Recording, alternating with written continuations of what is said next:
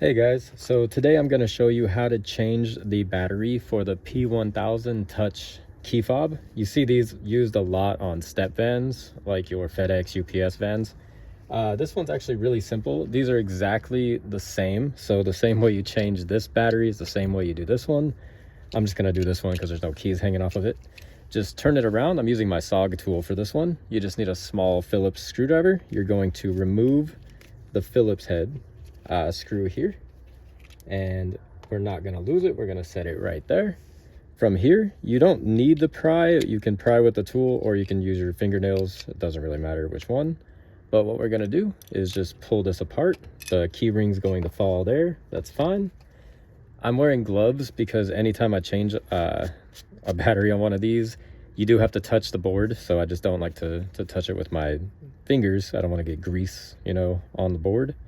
So you can just go ahead and peel this little rubber piece off and pull out the board. Be really delicate with the board, but just put that blue piece right back inside, fit it just like so. And from here, all you have to do is just kind of poke out the battery here, remove it. It's a CR2032. Slide it right back in, and we're going to, since we've put the blue piece back in this side, we're going to use that to our advantage and rest this board just like that. Let it just seat itself in there. This is the part that's a little hard for people, so you can actually lay this down, take the key ring, place it just like so, just like that, and then we're going to sandwich the shell right on top.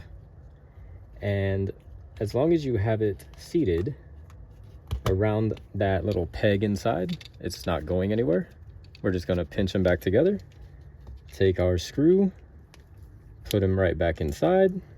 This part's hard to do with gloves. You can actually remove the gloves at this point, and we will go ahead and just tighten him down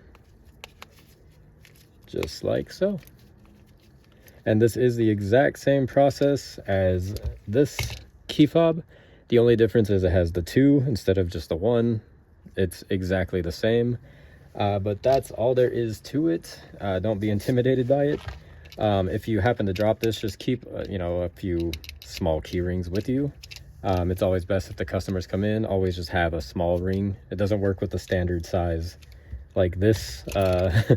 You can see this side, it would stick out too far and it would bump into the shell.